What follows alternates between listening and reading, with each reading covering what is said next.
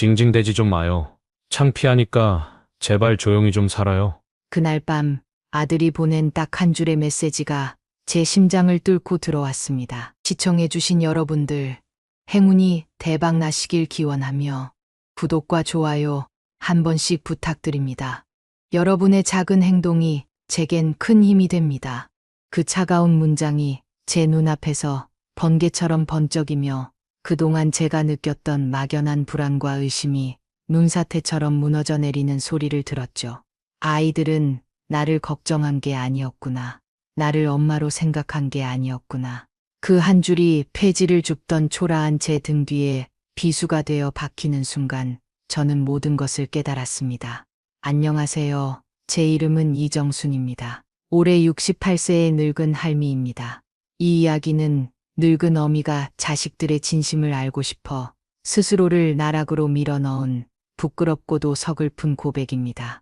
공감되신다면 구독과 좋아요, 따뜻한 댓글 부탁드립니다. 이 이야기를 듣고 나면 여러분의 삶에 작은 위로와 깨달음이 있기를 바랍니다. 그렇게 처참한 메시지를 받은 건 제가 폐지를 줍는 척을 한 지 며칠이 지나서였습니다. 저는 아들 내외의 속셈을 확인하기 위해 전 재산을 잃었다고 거짓말을 했었죠. 그 후 반지하 방으로 이사를 하고 일부러 낡은 옷을 입고 다니며 밤낮으로 동네 골목을 헤매고 다녔습니다. 이 보잘것없는 연극에 며칠 동안 몸과 마음을 혹사시켰지만 정작 아들 강재성과 며느리 최수희는 한 번도 제게 찾아오지 않았습니다. 오히려 그들은 제게서 멀어지기 시작했죠. 그들에게 저는 더 이상 엄마가 아니었던 것입니다. 그저 아는 사람보다도 못한 귀찮고 피하고 싶은 쯤이었을 뿐입니다. 폐지라도 주어야 한다며 리어카를 끌고 골목을 누비던 어느 날 며느리가 제 앞을 지나가는 것을 보았습니다. 며느리는 친구와 깔깔거리며 커피를 마시고 있었는데 시선은 정확히 제게 향했죠. 눈이 마주친 순간 그녀는 고개를 돌리지 않고 저를 마치 처음 보는 사람처럼, 아니 그보다 더 혐오스러운 벌레라도 본 것처럼 싸늘하게 외면했습니다. 그날 저는 몸이 얼어붙는 듯한 기분을 느꼈습니다. 아나, 너희는 정말 내 재산만 사랑했던 거구나. 재산이 없는 나는 이 세상에 존재하지 않는 사람이구나. 라는 생각이 제 가슴을 산산이 부수고 있었습니다. 하지만 그보다 더 저를 무너뜨린 것은 며느리가 저를 지나쳐간 그날 밤 아들의 휴대폰으로 받은 한 줄의 메시지였습니다. 그 한 줄은 제게 폐지를 줍는 초라한 모습보다 더한 굴욕과 절망을 안겨주었습니다. 그들의 진심을 알게 된 순간 저는 이제 어떻게 해야 할지 막막했습니다. 가슴 깊은 곳에서부터 차오르는 모멸감과 배신감은 저를 완전히 무너뜨리고 있었습니다. 그러나 이 모든 것은 아직 시작에 불과했습니다. 이 끔찍한 연극이 시작된 데에는 모두 그들의 갑작스러운 태도 변화가 원인이었습니다.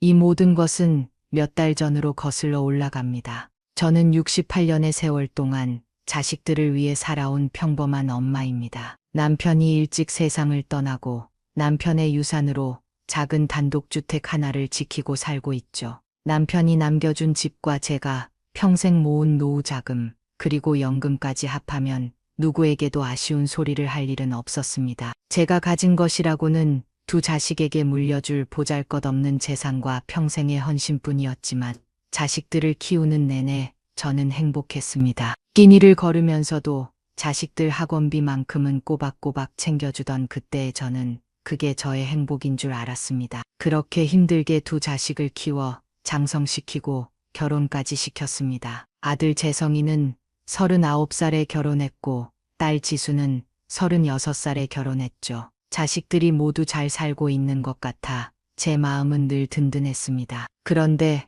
재성과 수희는 결혼 후 연락이 뜸해지기 시작했죠. 아들의 생일날 엄마 잘 지내시죠? 라는 톡 한 통이면 끝이었고 며느리 수희는 어머니 바빠서요. 라는 말을 인사처럼 내뱉는 사람이었습니다. 저는 그들의 무관심에 익숙해져 있었죠. 그래 다들 자기 가정이 있으니 바쁘겠지 라고 스스로를 위로하며 살았지만 그래도 마음 한구석이 텅 비어 있었던 것은 사실입니다. 하지만 딸 지수는 달랐습니다. 지수는 일주일에 한 번씩 저를 찾아와 반찬을 만들어 주었고 시장을 함께 가자며 저를 챙겨주었죠. 그러니 제 마음이 딸에게 기울 수밖에 없는 것은 당연한 일이었습니다. 이런 관계가 영원히 이어질 것이라 생각했는데 몇 달 전부터 이상한 낌새가 느껴지기 시작했습니다. 늘 무심했던 재성이와 수희가 갑자기 저를 끔찍이 챙기기 시작한 것입니다. 주말마다 엄마, 맛있는 거 사드릴게요. 라며 저를 불러내고 생전 듣도 보도 못한 건강식품을 들고 와서 저를 챙겼죠. 처음에는 반갑고 고마웠습니다. 하지만 자꾸만 가슴 한구석에서 불안한 경고등이 번쩍이는 것을 막을 수가 없었습니다. 사람이 갑자기 변하면 무섭다던데 얘들이 왜 갑자기 이러는 걸까? 저는 그들의 행동이 순수한 걱정이 아니라는 것을 본능적으로 직감했습니다. 그리고 그들의 갑작스러운 친절의 이면에 숨겨진 진짜 목적을 알게 되면서 저는 다시 한번 절망의 늪으로 빠져들게 되었습니다. 아들의 말은 제 가슴에 철렁하고 내려앉는 돌덩이 같았습니다. 그날 재성이가 제 집에 찾아와 밥을 먹고 거실을 둘러보던 중이었죠. 며느리 수희는 옆에서 저와 시시콜콜한 이야기를 나누고 있었는데 재성이가 제게 슬쩍 이렇게 묻더군요. 엄마, 혹시 여기 이 집 시세 많이 올랐어요? 그때는 그냥 웃어 넘겼습니다. 아이고, 무슨 소리야. 그냥 낡은 집인데. 하지만 재성이는 제 대답을 듣고도 혼잣말처럼 중얼거렸죠. 요즘 단독주택도 재개발 이야기가 나온다던데. 이거 물려받으면 노후 걱정 없겠네. 그 말을 들은 순간 제 심장이 쿵 하고 내려앉았습니다. 아들이 저를 걱정하는 줄로만 알았는데 그 뒤에는 계산기가 숨어 있다는 것을 깨달았죠. 그날 이후로 아들 내외는 더욱 살갑게 굴기 시작했습니다. 하지만 제 마음속의 의심은 이미 걷잡을 수 없이 커져가고 있었죠. 혹시 이 아이들이 내 재산을 노리고 있는 걸까? 그 의심은 며느리 수희의 행동을 통해 확신으로 변했습니다. 며느리가 제게 전화를 걸어 어머니, 요즘 건강도 안 좋으시잖아요. 이럴 때 미리미리 준비하셔야죠. 라고 말했거든요. 미리미리 준비라는 말의 의미를 모를 리가 없었습니다. 제 재산을 정리하고 자식들에게 나눠줄 준비를 하라는 뜻이었죠. 이 사람들이 벌써부터 내가 오래 못 살 거라고 생각하나 저는 충격과 분노의 말을 잇지 못했습니다. 저를 걱정하는 척하면서 속으로는 제 재산을 나눠 가질 생각에 들떠 있었던 것입니다. 겉으로는 살갑게 웃는 그들의 얼굴 뒤에 숨겨진 욕심과 탐욕이 너무나도 선명하게 보였습니다. 이런 상황 속에서 저는 딸 지수의 존재에 더욱 의지하게 되었습니다. 아들 내외가 재산을 계산하는 동안 지수는 그저 저의 곁을 묵묵히 지켜주었죠. 지수는 단 한 번도 제 집이나 통장에 대해 물어본 적이 없었습니다. 오히려 제 건강을 걱정하고 함께 시간을 보내는 것에 행복해했죠.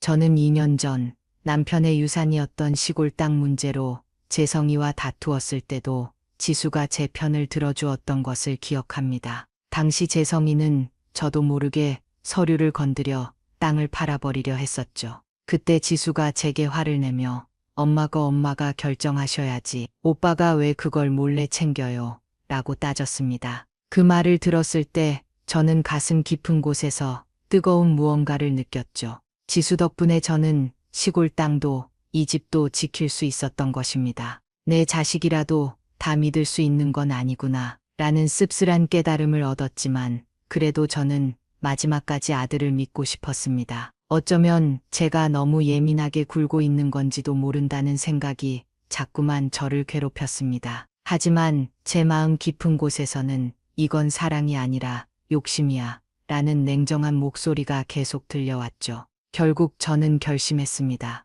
내가 모든 것을 잃은 척해보자. 만약 그들이 진정으로 나를 사랑한다면 내가 아무것도 없을 때도 내 곁에 있어주겠지. 그렇지 않다면 그들의 추악한 본색이 드러날 것이다. 이 끔찍한 연극을 시작하기로 결심한 순간 제 마음은 비통함과 결연함으로 가득 찼습니다. 며칠을 망설였습니다. 괜한 오해로 아이들의 마음을 상하게 하는 것은 아닐까, 내가 너무 삐딱하게 생각하는 건 아닐까 하는 생각에 잠을 이룰 수가 없었죠. 하지만 가슴 깊은 곳에서 자꾸만 이건 사랑이 아니라 욕심이야 라는 소리가 들려왔습니다. 결국 저는 결심했습니다. 내가 가진 것을 다 잃었다고 해보자. 정말 나를 걱정한다면 손을 내밀 것이고 아니라면 그들의 진짜 얼굴이 드러날 테니까요. 그날 아침 떨리는 손으로 아들 재성이에게 전화를 걸었습니다. 재성아, 큰일 났다. 엄마가 사기를 당했어. 집도 통장도 다 날렸어. 제 목소리는 제가 생각해도 너무나 처량했습니다. 잠시 침묵이 흐르자 재성이가 웃기라도 하는 듯 물었죠. 엄마 또 무슨 이상한 전화 받으신 거예요? 그런 거 다 사기야. 그 말에 저는 더 처연하게 말했습니다. 아니다. 이번엔 진짜다. 아는 사람한테 투자했다가 정말 다 날렸어. 그제야 재성이의 목소리가 확 바뀌더군요. 그럼 집도 없으세요. 진짜 다 정리된 거예요. 걱정보다 먼저 나온 것은 확인이었습니다. 제 마음이 쿡 하고 내려앉는 것을 느꼈죠. 바로 그때 며느리 수희에게서도 톡이 왔습니다. 어머니 진짜요? 그럼 저희 몫은 어떻게 되는 거예요? 남아있는 거요. 며느리는 걱정 대신 자신의 몫부터 따지고 있었습니다. 저는 그들의 반응에서 이미 모든 것을 알 수 있었습니다. 그들은 제게 남은 재산이 있는지 없는지만 궁금했던 거죠. 며칠 뒤 저는 살고 있던 단독주택을 세를 놓고 동네의 작은 반지하 방으로 옮겼습니다. 연극을 위해 일부러 곰팡이 냄새가 나는 반지하를 택했죠. 가구도 최소한으로 옮기고 낡고 오래된 옷들만 꺼내 입었습니다. 냉장고는 텅 비워두고 방 안에는 형광등 하나만 달랑 켜놓았죠. 창밖으로는 차 소리 대신 하수구 물 흐르는 소리만 들려왔습니다. 이 방에서 처음 밤을 보내던 날 벽에 기대 앉아 가만히 중얼거렸습니다. 이 나이에 이런 연극을 하게 될 줄은 몰랐네. 그렇게 이사를 마친 후 저는 폐지를 줍는 연극을 시작했습니다. 리어카 대신 종이 박스를 끌어안고 새벽마다 골목을 돌아다녔죠. 허리가 아픈 것은 둘째치고 동네 사람들이 저를 바라보는 시선이 너무나 아팠습니다. 저분 그 좋은 집에 살더니 왜 저렇게 됐을까? 속으로 그런 말들을 다 듣고 있는 것처럼 제 귀에 울렸습니다. 수치심과 외로움이 동시에 밀려왔죠. 하지만 더 큰 고통은 따로 있었습니다. 폐지를 주우며 그렇게 며칠을 보냈는데 아들과 며느리는 단 한 번도 저를 찾아오지 않았습니다. 그들의 무관심은 반지하 방의 차가운 공기보다 더 차갑게 제 마음을 옥죄어 왔습니다. 그렇게 며칠을 보냈는데 아들 내외는 단 한 번도 찾아오지 않았습니다. 오히려 그들은 저를 피했죠. 하루는 폐지를 주우러 가다가 며느리 수희와 길 건너편에서 마주쳤습니다. 며느리는 친구와 함께 쇼핑을 하고 있었는데 우연히 시선이 딱 마주쳤죠. 며느리는 저를 보자마자 얼굴이 굳더니 아무것도 못 본 척 고개를 확 돌려버렸습니다. 제가 폐지를 줍고 있는 모습을 보았을 텐데도 말입니다. 눈빛에서 창피하다는 감정이 그대로 느껴졌습니다. 마치 저는 투명 인간이라도 된 것처럼 그녀는 저를 외면하며 빠르게 지나갔습니다. 그 순간 제 심장은 그대로 멈춰버리는 줄 알았습니다. 아, 이제 나는 자식에게 부끄러운 존재가 되었구나. 라는 생각에 억장이 무너졌습니다. 그런데 더 가슴 아픈 일은 그날 밤에 일어났습니다. 며느리가 저를 외면하고 간 그날 밤 아들 강재성이 제게 톡을 하나 보냈습니다. 어머니, 그만 좀 징징대세요. 제발 민폐 좀 그만 끼치시고요. 그 한 줄의 메시지는 제 심장을 갈기갈기 찢어놓는 칼날 같았습니다. 징징대지 말라니 저는 그냥 폐지를 주었을 뿐인데 그게 그들에게는 징징대는 행동으로 보였던 것입니다. 저는 그들의 메시지를 보며 더 이상 눈물조차 나오지 않았습니다. 단지 차갑게 식어가는 제 마음만 느낄 수 있었죠. 이 아이들은 저라는 존재 자체를 사랑한 것이 아니었습니다. 제가 가진 재산만을 사랑했던 것입니다. 재산이 없는 저는 그들에게 버림받아도 마땅한 짐이었던 것이죠. 이제 확실히 알겠습니다. 더 이상은 속을 일도 기대할 일도 없겠구나. 그저 차갑게 식어가는 마음만 텅 빈 공간을 채우고 있었습니다. 그렇게 하루하루가 시험 같았습니다. 새벽에는 폐지를 줍고 낮에는 반지하 방에서 라디오만 듣는 것이 일상이 되었죠. 냉장고는 여전히 텅 비어 있었고 전기밥솥도 없이 즉석밥으로 끼니를 때웠습니다. 하지만 입에서 투정이 나오지는 않았습니다. 이미 마음을 비우고 체념했기 때문이죠. 저는 이제 괜찮다고 생각했습니다. 그들의 진심을 알게 된 이상 더 이상 상처받을 일도 없을 것이라고요. 그런데도 가끔씩 벽에 기대어 앉아 있으면 제 손에 묻은 먼지가 그렇게 눈물겹게 느껴지더군요. 이게 뭐라고, 내가 왜 이러고 있어야 하나 하는 생각에 눈물이 왈칵 쏟아지기도 했습니다. 정작 아들과 며느리는 아무 관심도 없는데 말이죠. 그러던 어느 날 누가 반지하 방의 낡은 문을 두드렸습니다. 혹시 집주인인가 싶어 창문 너머로 살짝 내다보니 그곳에 서 있는 사람은 다름 아닌 제 딸 강지수였습니다. 저는 몸이 굳어 아무 말도 할 수 없었습니다. 지수는 제 이름을 부르며 문을 두드렸고 저는 결국 조용히 문을 열었습니다. 방 안을 둘러본 지수는 입을 막고 눈물을 흘렸습니다. 엄마, 이게 뭐예요? 왜 이런 데서, 왜 아무 말도 안 했어요? 지수의 눈물 섞인 목소리에 저도 모르게 눈시울이 뜨거워졌습니다. 애써 웃으며 괜찮은 척 말하려 했지만 목이 메어 아무 소리도 나오지 않았습니다. 지수는 그런 저의 손을 꼭 잡고 말했습니다. 엄마, 이러지 마요. 제발 같이 가요. 우리 집으로 가요. 그 말이 얼마나 따뜻하게 느껴졌는지 저는 그날 처음으로 진심으로 눈물을 흘렸습니다. 지수의 집 작은 방에 조용히 누웠습니다. 하수구 물소리도 곰팡이 냄새도 없는 깨끗하고 따뜻한 방이었죠. 창문으로 살랑살랑 바람이 들어오는 것을 느끼며 저는 비로소 숨을 쉴 수 있었습니다. 진심으로 나를 걱정해주는 사람이 있다는 게 얼마나 귀한 일인지 저는 한 달 넘게 지수의 집에서 머물렀습니다. 지수는 제 눈치를 보지 않았고 사위는 말없이 제 짐을 정리해 주었죠. 손주는 늘 밝게 웃으며 제게 안겼습니다. 이런 것이 진짜 가족이구나. 저는 늦게야 깨달았습니다. 그러던 어느 저녁 설거지를 마친 지수가 제 옆에 조용히 앉았습니다. 저는 더 이상 숨길 수 없다고 생각했죠. 마음속 깊은 곳에 묻어두었던 돌덩이 하나를 꺼낼 시간이 온 것입니다. 지수야, 엄마가 사실은 제 눈을 똑바로 바라보며 고개를 끄덕이는 지수 앞에서 저는 모든 것을 털어놓았습니다. 집도 그대로 있고 통장도 건드린 거 없어. 사실은 오빠랑 수희가 갑자기 너무 잘해주니까 그게 너무 이상해서 진심이 뭔지 알고 싶었어. 지수는 잠시 아무 말도 하지 않았습니다. 그저 제 손을 꽉 잡고 있을 뿐이었죠. 너까지 속일 수밖에 없어서 미안하다. 제 말에 지수는 조용히 눈물을 흘렸습니다. 엄마, 난 아무것도 몰라도 그냥 엄마가 내 엄마니까 챙겼던 거야. 엄마가 집이 있든 없든 돈이 있든 없든 그런 건 중요하지 않아. 그냥 엄마니까. 지수의 말에 저는 주저앉고 말았습니다.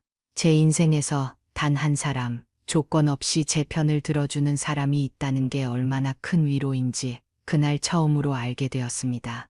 그날 밤 저는 잠을 이룰 수 없었습니다. 지수는 그날 이후로 더 조심스럽게 저를 챙겼고 저는 마음속으로 하나의 결정을 굳혔습니다. 이 아이는 내가 가진 전부를 남겨도 아깝지 않은 사람이구나. 며칠 뒤 지수가 출근한 사이 저는 법무사 사무실에 전화를 걸었습니다.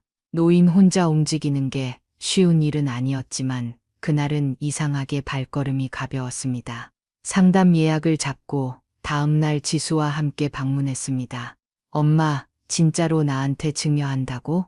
지수는 믿을 수 없다는 듯 물었지만 저는 단호하게 말했습니다. 내가 가진 게 많진 않아도 이 집 하나만큼은 진심으로 아낌없이 줄 수 있는 사람한테 주고 싶었어. 지수는 한참을 말이 없었습니다. 그저 눈시울만 붉힌 채 서류에 도장을 찍었죠. 등기 이전 접수는 법무사 손에 들어갔고 며칠 뒤 등기부등본에는 딸 강지수의 이름이 새겨졌습니다. 저는 조용히 모든 것이 마무리되었다고 생각했습니다. 하지만 제 예상과는 달리 이야기는 여기서 끝나지 않았습니다. 모든 것이 조용히 마무리되었다고 생각한 어느 날 지수에게 제 여동생, 그러니까 지수에게는 고모가 되는 사람에게서 전화가 왔습니다. 지수야, 너희 엄마가 너한테 집 물려줬다며. 아들이 아니라 딸한테 다 넘겼다는 소문이 동네에 쫙 퍼졌어. 지수는 당황한 듯 저를 쳐다보았지만 저는 아무 말 없이 고개를 끄덕였습니다. 이제 뭐라고 해도 괜찮아. 내 마음이 더는 흔들리지 않으니까. 저는 그들의 반응을 기다리고 있었습니다. 지수와 평온한 일상을 보내던 어느 날, 초인종이 미친 듯이 울렸습니다. 지수가 문을 열기도 전에 거실까지 고함이 들려왔죠. 여기 계셨네. 어머니, 재산을 통째로 넘겼다더니 진짜였네요. 며느리 수희였습니다. 얼굴이 붉게 달아오르고 눈이 완전히 뒤집힌 사람처럼 날뛰었죠. 아들 강재성도 신발도 벗지 않고 소리쳤습니다. 왜 지수한테만 다 줬어요? 내가 아들이잖아요. 그럼 나한테도 절반은 줬어야지. 그들의 목소리에는 분노와 함께 재산을 빼앗겼다는 억울함이 가득했습니다. 지수가 나서려 하자 며느리 수희는 비웃으며 손사래를 쳤습니다. 됐어요. 애교 몇 번 떨면 집 한 채 뚝딱 물려주시는 어머님이잖아요. 말 조심해. 지수가 이를 악물고 말하자 수희는 더 크게 웃었습니다. 내가 틀린 말 했어요. 폐지나 줍는다더니 다 연기였잖아요. 세상에 이런 연극이 어디 있어요. 감쪽같이 속았네. 역시 연세가 드셔도 머리는 잘 돌아가시네. 저는 조용히 입술을 다물고 있다가 천천히 입을 열었습니다. 너희들 여기가 어디라고 소리를 질러. 앉고 싶으면 신발부터 벗어. 재성이는 신경질적으로 신발을 벗으며 저를 향해 다가왔습니다. 그럼 설명이라도 해봐요. 왜 그렇게까지 하셨어요? 왜 사기당해서 전 재산 날렸다고 거짓말하시고 폐지 줍는 연기를 하신 거예요? 그건 부모가 자식을 시험한 거잖아요. 정상이 아니라고요. 저는 재성이의 얼굴을 똑바로 바라봤습니다. 시험, 그래 너희들은 그렇게 생각할 수도 있겠지. 하지만 기억하니? 폐지를 줍고 있을 때 네가 뭐라고 했는지. 징징대지 말라며 며느리 수희가 쏘아붙였습니다. 아니 그렇다고 그렇게까지 속여놓고 딸한테 몰래 증여한 건 진짜 너무하신 거 아니에요? 우리 뒤통수 치셨다고요. 저는 천천히 일어섰습니다. 내가 사기당했다니까. 남은 재산부터 따진 게 누구였지. 그땐 당황해서 그랬다고? 그래 그 당황스러움이 너희들의 본심이었어. 재산이 없다고 생각하니 본색을 그대로 드러내더구나. 저는 지수를 바라보며 말했습니다. 내 동생은 내가 아무것도 없는 사람일 때에도 옆에 있어줬어. 한 번도 조건 달지 않고 노이처럼 말 돌리지도 않았고 계산하지도 않았어. 며느리 수희는 이죽거리며 말했습니다. 그래서 그 보상으로 집 한 채? 와, 진짜 웃기네요. 정 떨어지게. 저는 단호하게 말했습니다. 그래 떨어져라. 나는 폐지를 주어도 노이 집 앞엔 안 간다. 사람이 뭘 갖고 있을 때보다 없을 때 더 선명해지는 게 있어. 그게 바로 인연이야. 이제는 나한테 남은 시간에 노이 낄 자리는 없어. 재성이는 고개를 숙이며 말을 더듬었습니다. 엄마, 그냥 조금만 더 생각을. 저는 마지막으로 말했습니다. 늦었어. 나는 노이한테 줬던 마음 다 접었어. 돌아가라. 지수는 굳은 얼굴로 현관문을 활짝 열었습니다. 나가세요. 더 이상 듣고 싶지 않아요. 그들은 끝까지 변명조차 하지 못한 채 조용히 나갔습니다. 문이 닫히자 집안은 다시 평온한 정적이 찾아왔습니다. 지수는 제 손을 꼭 잡았고 저는 고개를 끄덕이며 웃었습니다. 괜찮다. 이제 진짜 끝났구나 싶어서 마음이 편하다. 그날 밤 저는 자수천 위에 조용히 바늘을 옮겼습니다. 사람은 늙어도 배울 수 있다는 것을 깨달았죠. 마음을 지키는 법을요. 마지막 순간까지 바보로 살 순 없잖아요. 이제 저는 속지 않습니다. 절대 다시는. 안녕하세요. 저는 서울 양천구 목동에 살고 있는 63세 정은숙이라고 합니다. 결혼한 지는 38년이 넘었고 두 아이를 낳고 키우고 남편 뒷바라지하며 살아온 평범한 여자인데요. 그런 제가 어느 날 내 남편이 바람을 피웠다는 걸 알게 된 경로가 좀 이상했어요. 주차 위반 딱지. 네, 단속 딱지 하나로 시작된 이야기입니다. 그게 처음 온 건 2023년 4월쯤이었어요. 우편함에 노란 종이가 하나 꽂혀 있었고 별 생각 없이 뜯었더니 주정차 위반 고지서라는 문구가 보였어요. 기원이가 또 주차를 아무 데나 했구나. 사실 그런 일 자주 있었거든요. 운전 습관이 무르익은 사람도 아니고 대충 대고 금방 나올 거야 하고선 밥 먹다 걸리고 커피 마시다 걸리고 이젠 그러려니 하고 말았죠. 하지만 이상했던 건 그 딱지에 찍힌 주소였습니다. 서울 금천구 독산동. 우리 동네랑은 완전히 다른 곳. 우리 집은 양천구인데 거긴 지하철도 한 번 갈아타야 하는 곳이었어요. 저긴 왜 가지? 남편 김기원은 올해 66. 작년에 은퇴하고부터는 집에서 종일 뒹굴거나 가끔 친구들 만나러 나가거나 아니면 취미 삼아 산책이나 간다고 했어요. 그래서 전 그가 집 밖에서 뭘 하고 다니는지는 솔직히 별로 신경 쓰지 않았어요. 하지만 딱지 주소를 확인한 뒤부터는 자꾸 찝찝한 생각이 머리를 맴돌았죠. 한 번은 물어봤어요. 여보, 지난달에 금천구에서 주차 위반 딱지 또 날아왔던데 거기 왜 가는 거야? 친척이라도 있어? 남편은 잠깐 당황하더니 웃으며 말하더군요. 아, 거기 친구 중 하나가 골프 좋아하는 친구가 있는데 동호회 모임장이 독산 쪽에서 모이자고 해서 한두 번 갔어. 그거 때문일 거야. 말은 그럴싸했는데 눈을 마주치지 않았어요. 마치 미리 준비한 대답 같았달까요? 그러고는 며칠이 지나고 또 딱지가 날아왔습니다. 이번엔 그 전보다 더 짜증이 밀려왔어요. 도대체 거기서 뭘 하는 건데? 이렇게 자주 가는 거야? 목소리를 높였더니 기원이는 짜증 섞인 말투로 이렇게 말했어요. 아유, 됐어.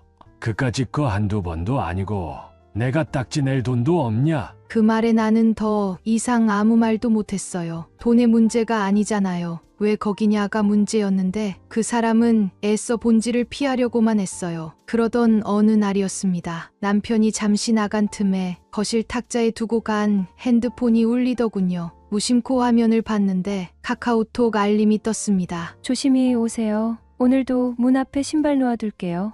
처음엔 누가 잘못 보낸 건 줄 알았어요. 하지만 오늘도라는 표현이 나를 얼어붙게 만들었어요. 오늘도라는 건 이미 어제가 있고 그저께도 있었단 말이잖아요. 나는 손이 벌벌 떨렸습니다. 눈앞이 하얘졌고 그 자리에서 몇 분간 움직일 수 없었어요. 그날 밤 남편은 아무렇지 않게 들어왔어요. 나는 아무 말도 하지 않았고 그 사람도 별 의심 없이 씻고 잠자리에 들더군요. 하지만 나는 그날 밤 한숨도 못 잤습니다. 핸드폰 속 그 메시지가 계속 머릿속을 맴돌았고 나는 스스로에게 내가 오해하는 거야.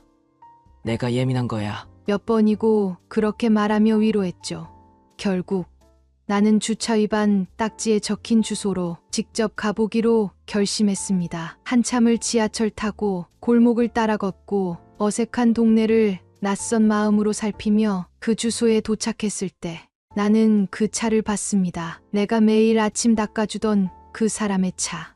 기원이의 은색 SUV, 번호판까지 분명했어요. 그때였어요. 아파트 단지 입구로 두 사람이 걸어 나왔습니다. 기원, 그리고 젊은 여자. 그 여자는 남편보다 30살은 어려 보였고 긴 생머리에 베이지색 니트 원피스를 입고 그 사람 팔에 가볍게 손을 얹고 있었어요. 두 사람은 말없이 익숙한 듯 걸었습니다. 기원이는 그런 여자를 바라보며 웃었고 그 모습은 내가 아는 그 사람이 아니었어요. 나는 그 골목 어귀에 서서 20분 넘게 아무 말도 아무 움직임도 하지 못했어요. 다리가 떨렸고 심장이 두근거리는 게 아니라 아예 굳어버리는 느낌이었죠. 이게 뭐지?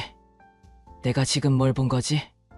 이 사람은 누구야? 집에 돌아온 나는 밤새 앉아 있었습니다. 기원이 들어왔고 평소처럼 샤워하고 평소처럼 물 마시고 평소처럼 잘 자라고 말했습니다. 그런데 저는 그날 처음으로 그 사람의 목소리에 아무 감정이 느껴지지 않았어요. 그 사람의 모든 일상이 모두 연극이었고 나는 그 연극을 수십 년간 관객처럼 바라보고 있었던 겁니다. 하지만 이제는 관객이 아닌 배우로서 그 무대에 올라야겠다고 결심했습니다. 이 모든 진실을 끝까지 밝혀내기로요. 사람들은 가끔 그래요. 결혼 잘하셨네요.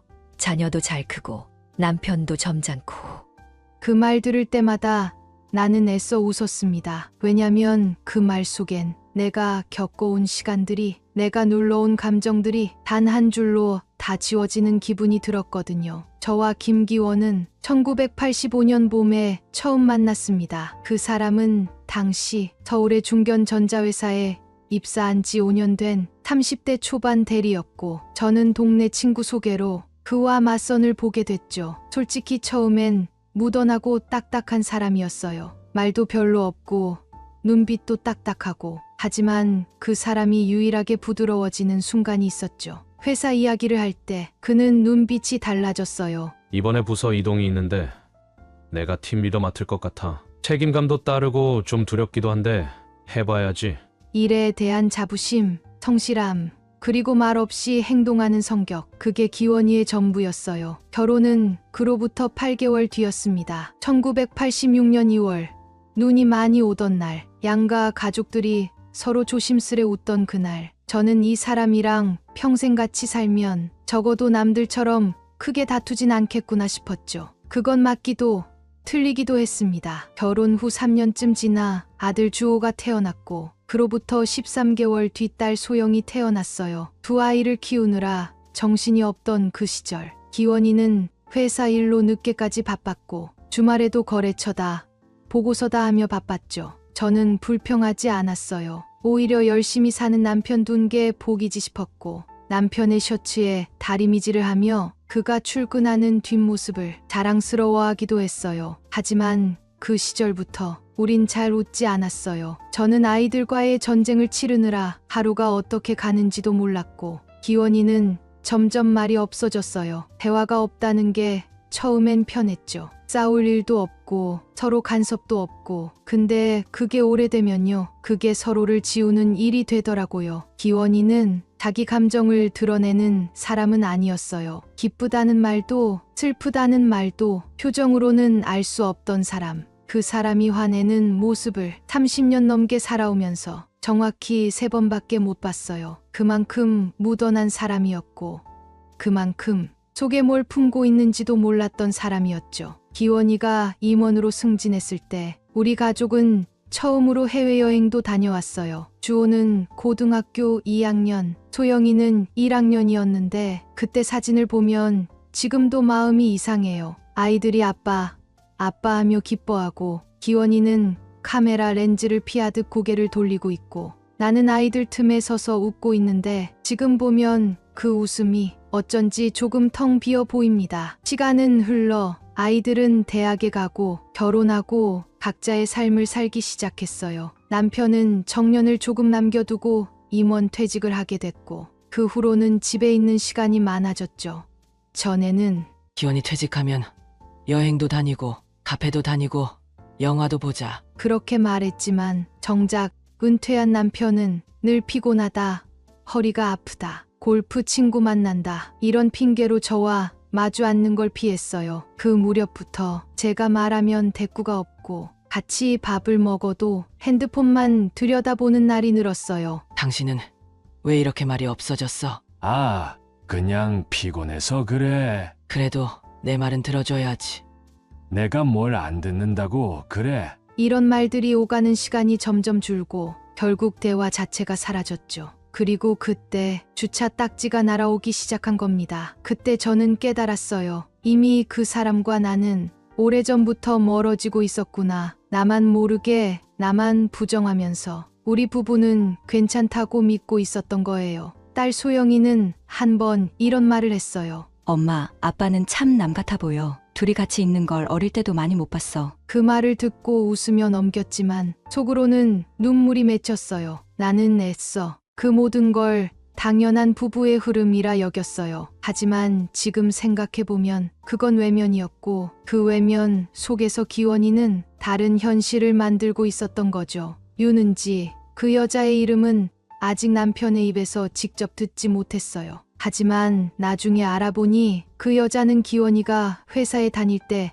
마지막으로 들어온 신입 격리 직원이었고, 당시 26이었다고 하더군요. 남편이 은퇴한 지 3년, 그리고 딱지가 처음 날아온 지 1년. 그럼 그들은 대체 얼마나 오래된 관계였던 걸까요? 지금에야 모든 게 의심스럽고 모든 순간이 재구성되지만 그땐 정말 몰랐어요. 그 사람이 그렇게 철저하게 이중적인 사람이었는지, 그리고 내가 그렇게 바보 같은 사람이었는지도. 금천구, 남편이 딱지를 맞은 그 동네를 나는 지도를 펴놓고 한참 들여다봤습니다. 지도에 표시된 아파트 단지 이름, 딱지에 찍힌 날짜와 시간, 남편이 외출한다고 말한 그 시각들 모두 들어맞았어요. 남편은 분명 매주 화요일과 금요일 오전에 외출했고 딱지 또한 그 요일, 그 시간에 집중돼 있었어요. 처음엔 단순한 주차 위반이라 생각했죠. 그런데 점점 그 딱지가 증거처럼 보이기 시작하더라고요. 이건 사고가 아니라 패턴이다. 내가 놓쳤던 수많은 장면이 그 순간 머릿속에서 퍼즐처럼 맞춰졌어요. 남편이 퇴직하고부터 골프 모임 간다던 화요일, 회사 친구들 본다던 금요일, 그 모든 날들이 바로 딱지 찍힌 날이었습니다. 그 다음은 주소지를 직접 확인하는 일이었어요. 딱지에 있는 도로명 주소를 검색해 그 근처 카페 하나를 골랐고 가방에 작은 수첩과 펜, 카메라를 넣고 그곳으로 향했죠. 목적은 하나였습니다. 확실한 증거를 확보한다는 것. 이제는 추측이 아니라 보았다는 말이 필요했거든요. 아니, 내가 나 자신에게 보여줘야만 했어요. 카페에서 2시간 넘게 앉아 있었어요. 노트북 하는 사람들 사이에 섞여서 블라인드 너머로 골목을 지켜봤죠. 그리고 정확히 11시 42분 내가 매일 봐온 그 차, 은색 SUV가 골목 어귀로 천천히 들어왔습니다. 그리고 몇 분 후 기원이 차에서 내렸어요. 그 뒤로 차 문이 다시 열리고 누군가 내렸어요. 젊은 여자, 지난번 봤던 그 여자. 이번엔 좀 더 가까이 다가가 멀리서 사진을 찍었어요. 화질이 좋진 않았지만 확실히 두 사람의 모습이 담긴 사진. 남편이 그 여자의 등을 밀어주며 아파트 입구로 들어가는 장면. 나는 그걸 카메라에 담으면서도 온몸이 얼어붙었어요. 그날 밤 집에 돌아온 나는 저녁을 차리지 않았습니다. 기원이가 들어오자 그는 어리둥절한 표정을 지었죠. 오늘 밥 안 해? 당신 오늘 어디 다녀왔어? 왜 또 그래? 친구들 만났지? 친구, 금천구에서. 그 순간 기원의 눈빛이 흔들렸습니다. 뭘 그렇게 캐묻고 그래? 요즘은 CCTV도 많고 괜히 단속 잘 걸려. 난 딱지 얘기 안 했는데. 정적이 흘렀습니다. 기원은 입을 꾹 다물었고 나는 테이블 위에 딱지 4장을 하나씩 펼쳐놓았습니다. 설명 좀 해봐. 같은 동네, 같은 시간, 매주 2번씩. 거기서 뭘 했는데? 그만해. 은수가 말이 안 되는 쪽으로 가지 마. 말이 안 되는 쪽으로 간 건 당신이야. 그때 기원은 소리쳤어요. 결혼 38년 만에 처음 듣는 남편의 고함. 그래서 어쩌라고? 다 아는 척 추리하고 나 몰래 따라다니고 그게 지금 할 짓이야? 그럼 거짓말은 할 짓이야? 싸움이 끝난 후 기원은 방문을 쾅 닫고 들어갔고 나는 거실 한복판에 딱지 4장을 쥔 채로 멍하니 앉아 있었습니다. 그날 딸 소영에게 처음 말을 꺼냈어요. 소영아, 아빠가 뭔가 이상한 것 같아. 왜요? 또 딱지예요? 이번엔 그냥 실수가 아닌 것 같아. 어떤 여자랑 같이 있는 걸 봤어. 소영은 처음엔 믿지 않았어요. 하지만 내가 찍은 사진을 보여주자 그 애의 얼굴에서 웃음이 사라졌습니다. 설마 엄마 진짜예요? 엄마가 이런 거 상상해서 말하겠니? 며칠 후 기원은 또 외출했어요. 나는 따라가지 않았습니다. 이제는 내가 따라가든 말든 그 사람은 전혀 눈치를 보지 않더군요. 그리고 그날 저녁 기원은 평소보다 늦게 들어왔습니다. 나는 다시 물었습니다. 오늘은 어딜 갔다 왔어? 그 사람은 말없이 고개를 저었고 나는 조용히 말했어요. 이젠 거짓말 그만해. 당신 혼자 사는 거 아니잖아. 거기 집 있지? 그 여자랑 같이. 기원은 조용히 한숨을 쉬었고 입을 열었습니다. 당신이 생각하는 것처럼 단순한 문제는 아니야. 그 말 한마디가 내게 전부를 말해줬습니다. 아, 정말로 있었구나.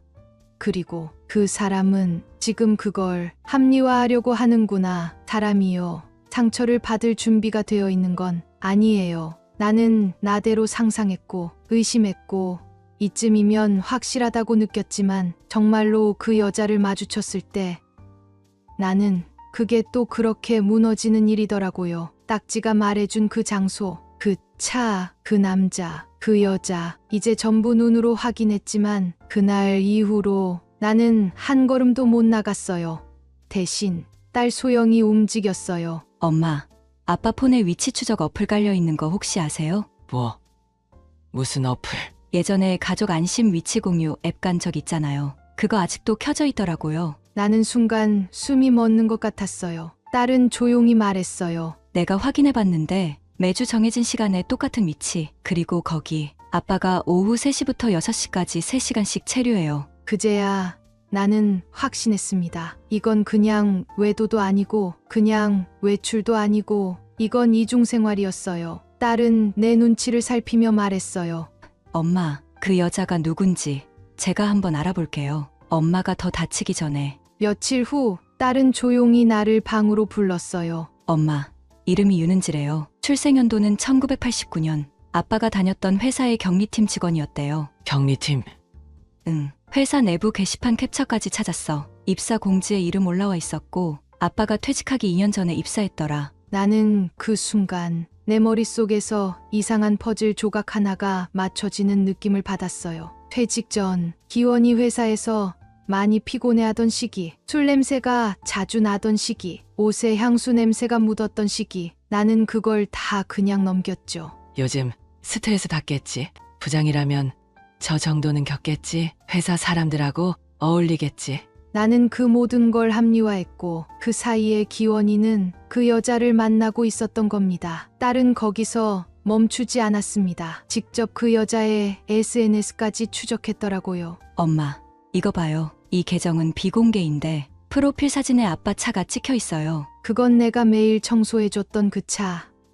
그 번호판이 정확히 보였고 옆에 여자와 아이, 그림 이모티콘까지 새겨진 그제야 나는 그 여자와 기원 사이에 아이가 있다는 걸 처음으로 의심하게 됐어요. 그날 밤 기원은 평소처럼 TV를 보고 있었고 나는 조용히 옆에 앉았습니다. 기원 씨, 왜? 그 여자 윤은지 씨 회사에서 만난 거 맞지? 그 사람은 움찔했지만 끝내 말하지 않았어요. 대신 다리를 꼬고 앉아 이모컷만 만지작거렸죠. 언제부터야?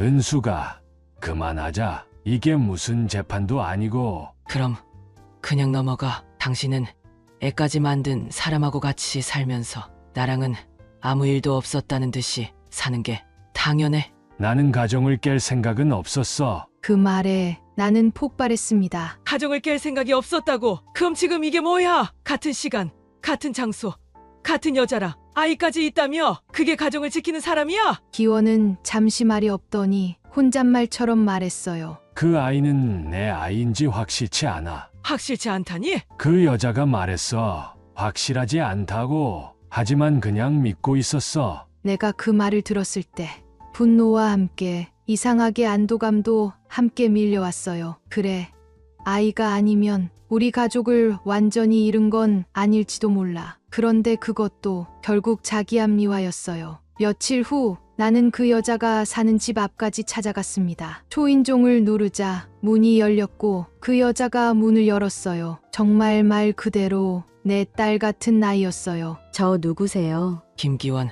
씨 부인이에요. 그 순간 그 여자의 얼굴이 굳었습니다. 아, 오셨네요. 그 말투는 놀람도 죄책감도 아니었어요. 준비된 사람의 말투. 이미 이런 상황을 겪을 거라 생각하고 연습한 대사 같았어요. 얼마나 됐어요? 3년 좀 넘었어요. 그 사람 당신한테 뭐라고 했어요? 내가 없는 사람이라고 했어요? 이혼했다고 했어요? 아니요. 그냥 마음이 떠났다고 했어요. 그래서 같이 살고 싶다고 했고, 그래서 여기 살고 있어요. 아이 있죠? 그 여자는 대답하지 않았어요. 대신 거실 안쪽에서 장난감 굴러가는 소리가 났습니다. 나는 그 소리를 들은 순간 현기증이 왔고 울지도 못하고 그 자리에서 돌아섰습니다. 내 안의 감정이 울음도 아니고 분노도 아니고 그냥 완전히 꺼지는 느낌이었어요. 사람이 누군가에게 실망하게 되는 순간은 어떤 큰 배신이 아니라 작은 거짓말을 반복해서 듣게 될 때입니다. 한 번은 모른 척 넘깁니다. 두 번은 사정이 있었겠지라고 합니다. 세 번은 내가 예민한 건가 하고요. 그런데 네 번째부터는 이건 실망이 아니라 존재 자체가 의심스러워지는 거예요. 나는 지금 내가 사랑했던 사람의 존재 자체를 의심하고 있었습니다. 기원이 집을 나간 건 내가 이혼 서류를 건넨 지 4일째 되는 날이었습니다. 그는 아무런 말도 없이 마치 회사 출장이라도 가듯 캐리어 하나 끌고 나갔습니다. 문 닫히는 소리, 그 조용한 쾅 하는 소리가 마치 심장에다 못질하는 것 같았죠. 딸 소영은 그날 저녁 내 옆에 앉아 조용히 울었습니다. 엄마 정말 괜찮아요? 괜찮을 리가 없지. 하지만 이게 맞는 거야. 이제라도 그 사람의 그림자에서 벗어나야지.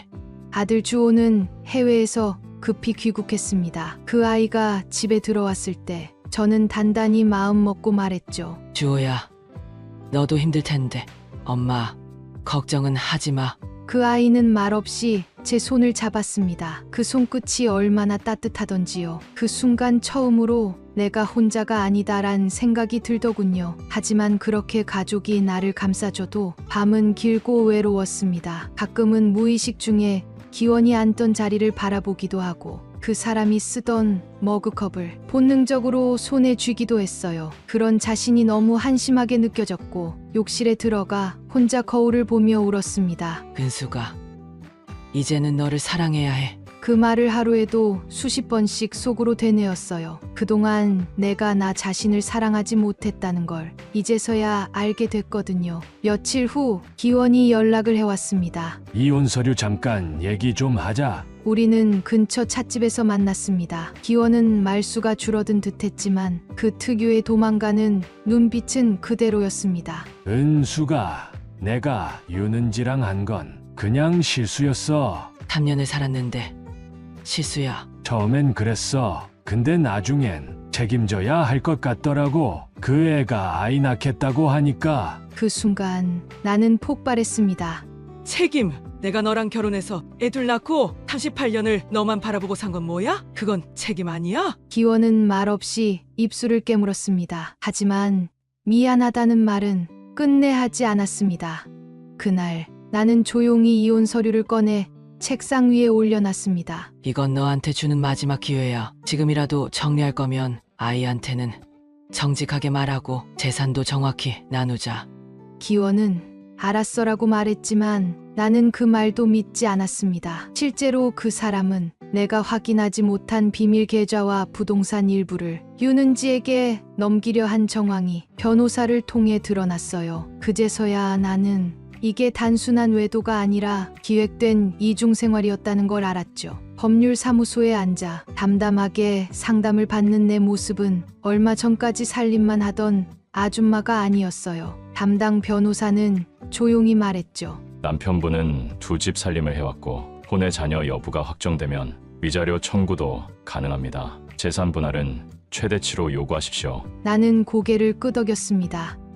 예, 이제라도 내 인생을 되찾아야 하니까요. 며칠 후 유는지 쪽 변호사에게서 연락이 왔습니다. 그들이 먼저 화해 조정을 신청했다는 소식이었어요. 그때 느꼈습니다. 아, 이 사람들 자신들이 질 걸 알기 시작했구나. 그날 밤 기원에게 마지막 메시지를 보냈습니다. 기원 씨, 난 이제 당신에게 미련 없어. 아이들도 다 알고 있고 법적으로도 준비 다 했어.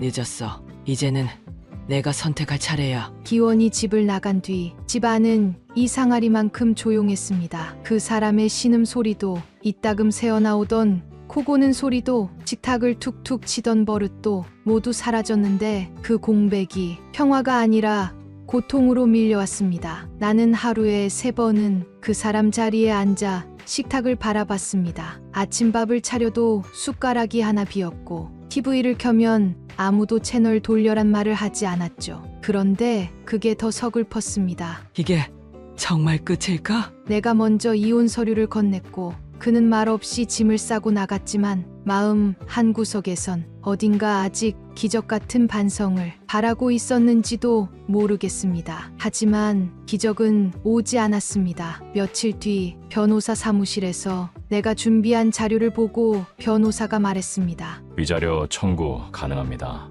이중생활의 증거가 충분하고 경제적 공동체 유지 여부도 입증되니까요. 나는 그 말에 조용히 고개를 끄덕였습니다. 그러면서도 속으론 끝까지 여기까지 와야 했나 싶었죠. 이혼 통보서를 정식으로 접수한 건 그로부터 사흘 뒤였습니다. 기원에게 문자가 왔습니다. 확인했어. 내 뜻 존중할게. 그 짧은 말, 그 마지막에 존중이란 단어가 도리어 나를 비참하게 만들었습니다. 며칠 후 기원이 딸 소영에게 연락을 했습니다. 소영은 말없이 통화 녹음을 틀어주었습니다. 소영아, 엄마 혼자서는 무너질까봐 걱정돼서 그래. 나는 그 사람을 지키고 싶은 마음도 있지만 엄마가 이렇게까지 아파하는 걸 보면 그 말은 책임이 아니라 또 다른 자기 연민으로 들렸습니다. 딸은 말했습니다. 엄마, 아빠는 지금도 자기가 피해자라고 생각해요. 그러게. 그리고 그 여자한테도 확신 못 하잖아요. 그런 사람 절대 안 바뀌어요. 지금은 잠깐 반성하는 척할 수 있지만 그 본질은 안 변해요. 그날 밤 내연녀 윤은지에게서 연락이 왔습니다. 정은숙 씨, 혹시 우리 그냥 깔끔하게 합의로 갈 수는 없을까요? 합의요? 서로 다치지 않게. 그리고 아이 때문에라도요. 그 말이 목구멍에서 걸렸습니다. 그 아이가 기원 씨 아이 맞아요? 그녀는 대답하지 않았습니다. 대신 이런 말만 했습니다. 기원 씨가요. 자꾸 저한테도 확신이 없대요. 근데도 자꾸 여기 오거든요. 그냥 저희도 불안해요. 나는 처음으로 그 여자에게 조금은 동정이 들었습니다. 기원은 어느 누구에게도 완전히 책임을 지지 않는 사람이었습니다. 나에게도 그 여자에게도 심지어 자기 아이에게도. 그날 이후 나는 진짜로 혼자가 되었단 기분이 들었습니다. 더는 남편도 적도 아닌 허공 속 실루엣 하나와 싸우는 느낌이었어요. 그러다 문득 내가 평생 눌러왔던 그 작은 내 감정들이 하나씩 떠오르기 시작했습니다. 결혼 4년 차에 친정 어머니가 돌아가셨을 때 기원은 조의금만 보내고 장례식장에 오지 않았습니다. 회사 일 많다며 아이들이 수능을 볼 때 나는 떨리는 가슴으로 밤새 기도했는데 그 사람은 골프 치고 늦게 들어왔죠. 그땐 그래, 남자들이 원래 그렇지 하고 넘겼지만 지금 와서 보니 그 모든 순간이 무관심과 자기중심성의 연속이었단 걸 알게 됐습니다. 그 모든 게 쌓여 오늘의 결과가 됐고 결국 나는 남편 없는 집에서 혼자 밥을 먹고 혼자 잠드는 여자가 됐습니다. 하지만 이제는 혼자라는 것이 부끄럽지 않았습니다. 딸은 이런 말을 해주었습니다. 엄마, 혼자라는 건 약한 게 아니에요. 그건 이제라도 엄마가 엄마 인생을 되찾았다는 증거예요. 그래요. 나는 그날 내 인생을 처음으로 내 이름으로 살기로 결심했습니다. 그 결심이 곧 시작될 진짜 싸움의 시작이란 것도 모르고요. 이혼 소송이 본격적으로 시작되고 나서 나는 마치 매일이 전쟁터 같았습니다. 등기 우편, 변호사 사무실, 진술서, 사실확인서, 소명자료. 이제 나는 아내가 아니라 증거를 모으는 사람, 진실을 입증해야 하는 고발자가 되어 있었습니다. 기원은 처음엔 말없이 수긍하는 듯 보였지만 소송이 들어가자마자 태도가 바뀌었습니다. 그의 답변서엔 이렇게 적혀 있었습니다. 혼인 관계는 오래전부터 사실상 파탄 상태였으며 아내 측의 무관심과 냉대로 인해 감정적 유대가 단절되었다고 판단했습니다. 감정 단절, 무관심? 내가 그 사람을 38년을 살면서 단 한 번도 식사 한 끼 늦게 차려본 적 없었는데 더 황당한 건 윤은지 측에서 맞소송을 걸어왔다는 사실이었습니다. 내용은 이랬습니다. 김기원 씨는 사실혼 관계를 유지해왔고 정은숙 씨가 그 과정에서 반복적으로 협박과 감정적 위협을 가해 정신적 피해를 입었습니다. 나는 믿을 수가 없었습니다. 가해자가 피해자인 척하고 피해자는 증명해야 할 입장이 되는 세상. 이게 바로 현실이더군요. 담당 변호사는 침착하게 말했습니다. 괜찮습니다. 우리는 상대보다 더 많은 자료를 확보하고 있고 법은 감정이 아닌 증거로 움직입니다. 하지만 문제는 일부 핵심 증거가 법적 요건에 미달된다는 점이었습니다. 내가 찍은 사진들, 위치 기록 앱 캡처, 윤은지와의 전화 녹취 등 일부는 녹음 당사자 미고지, 사진은 정면이 아니어서 증거로 채택이 어렵다는 겁니다. 재판 초반 법정은 내게 그렇게 유리한 분위기가 아니었습니다. 기원은 자신이 피해자임을 강조하며 내가 오랫동안 부부로서 기능하지 않았으며 다시는 진심으로 새 가정을 책임지려 했다고 진술했죠. 윤은지는 울먹이며 말했습니다. 저는 정말 사랑해서 함께했고 그가 말하길 정은숙 씨는 아내라는 이름일 뿐 함께 살지도 않고 서로 말도 섞지 않는 사이라고 했어요. 그들의 연극은 정말 교묘하고 정말 뻔뻔했습니다. 그 순간 법정이란 공간이 너무나 낯설고 무섭게 느껴졌습니다. 이렇게 그 사람들의 말이 이길 수 있을까? 그날 밤 나는 침대에 앉아 변호사에게 넘겼던 자료 폴더를 다시 열어봤습니다. 정리를 하며 떠오른 한 장면이 있었죠. 딸 소영과 함께 기원 핸드폰을 봤던 날, 그녀가 무심코 백업해뒀던 녹음 파일 하나. 나는 소영에게 조심스럽게 말했습니다. 혹시 그때 너 아빠 핸드폰에서 백업해뒀던 거 아직 있니? 소영은 잠시 고민하더니 말했어요. 엄마, 그거 쓰면 아빠는 완전히 끝장이야. 괜찮겠어? 나는 고개를 끄덕였습니다. 그 사람이 내 인생을 어떻게 했는데 이제는 끝을 내야 해. 며칠 뒤 열린 두 번째 재판에서 우리는 그 음성 파일을 증거로 제출했습니다. 그건 기원이 내 연녀 윤은지에게 말하던 녹음이었습니다. 걘 그냥 이름만 아내지. 지금 이 집도 지가 산 거야. 내가 한 달에 얼마씩 생활비 넣어주니까 그걸로 적당히 버티는 거지. 걘 아무것도 몰라. 심지어 너랑 내 사진도 못 찍었어. 내가 다 관리했거든.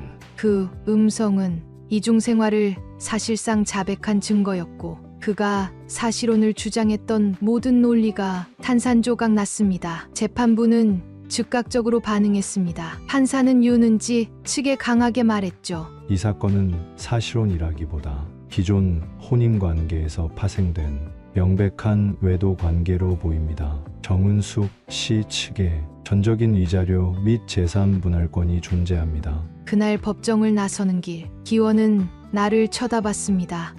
눈빛엔 억울함도 원망도 후회도 모두 섞여 있었습니다. 나는 조용히 말했어요. 이건 내가 이긴 게 아니라 당신이 지은 죄가 당신을 무너뜨린 거야. 소영은 나와 팔짱을 끼고 나서며 말했습니다. 엄마, 이제 다 끝났어요. 아니, 이제 시작이야. 내 인생, 법원의 판결이 난 날 집으로 돌아오는 길이 이상하리만큼 조용했어요. 딸과 함께 법원을 나왔고 그날따라 바람도 새지 않고 해는 구름 뒤에 숨어 있었죠. 그 길을 걸으며 저는 마치 내 안에 있던 무언가가 천천히 정리되어 가는 느낌을 받았습니다. 집에 도착하자마자 가장 먼저 한 일은 거실 커튼을 바꿔다는 거였습니다. 오래도록 창을 가리던 회색 커튼을 걷어내고 연한 아이보리빛 린넨 커튼으로 바꿨습니다. 빛이 방 안으로 쏟아졌고 그 순간 저는 깨달았어요. 이 집은 이제 기원이 없는 집이 아니라 오롯이 나의 집이 되었다는 거요. 딸은 한동안 주말마다 찾아와 주었고 아들은 해외로 돌아가기 전 제게 새 스마트폰을 사주고 갔습니다. 엄마도 이제 세상 좀 편하게 살아요. 그 말에 웃음이 나왔습니다. 한동안 제 이름이 아닌 누군가의 아내, 누군가의 엄마로만 살았던 내가 이제 다시 정은숙으로 살아야 할 때가 왔구나 싶었죠. 시간이 지나며 조금씩 숨을 쉬기 시작했어요. 아침에 눈을 뜨면 누군가의 도시락을 싸지 않아도 됐고 날씨 좋은 날엔 혼자 공원을 걷고 가끔은 버스를 잘못 타 낯선 동네에서 길을 잃기도 했습니다. 하지만 그런 모든 순간이 살아있다는 느낌을 주더군요. 한 번은 이런 생각이 들었습니다. 그 사람 없이도 내가 이렇게 살 수 있구나. 사랑이 끝나도 인생은 계속되더라고요. 그리고 그 계속되는 삶을 받아들일 수 있게 된 순간부터 진짜 치유가 시작된 것 같았어요. 지금 제 일상은 단순합니다. 아침에 일어나 커피를 끓이고 책을 읽고 가끔은 옛 친구들을 만나고 동네 서예학원에도 다니기 시작했어요. 사람들이 묻습니다. 정은숙 씨, 이혼하고 나서 외롭지 않으세요? 전 웃으며 대답하죠. 전보다 훨씬 덜 외롭습니다. 진짜 외로움은 같이 있는데 혼자인 상태였어요. 38년 동안 말이죠. 지금의 나는 혼자지만 혼자가 아닙니다. 나를 사랑하는 사람들, 나를 지지해주는 아이들, 그리고 무엇보다 이제는 나 자신이 저를 가장 잘 돌보는 사람이 되었으니까요. 그 사람에 대한 감정은 이제 없습니다. 분노도 그리움도 연민도 다 지나갔습니다. 가끔 아주 가끔 뉴스에서 이중생활 같은 단어가 나오면 잠깐 그 시절이 떠오르긴 하지만 이젠 무너지지 않아요. 나는 이미 겪었고 이겨냈고 지금도 이렇게 잘 살아가고 있으니까요. 시청자 여러분, 이야기를 끝까지 들어주셔서 감사합니다. 여러분이라면 어땠을까요? 그 주차 위반 딱지를 처음 발견했을 때, 그 젊은 여자를 처음 봤을 때, 내 남편의 진심을 듣게 되었을 때, 여러분이라면 어떤 선택을 하셨을까요? 댓글로 여러분의 생각을 나눠주세요. 그 이야기가 또 다른 누군가에게 용기와 위로가 될 수 있습니다. 그런 상황에서 과연 누구의 잘못일까요? 당신이라면 가정을 지켰을까요? 진실을 밝혔을까요? 비슷한 경험이 있었다면 댓글로 함께 나눠주세요. 이 사연이 공감되셨다면 좋아요와 공유 부탁드립니다.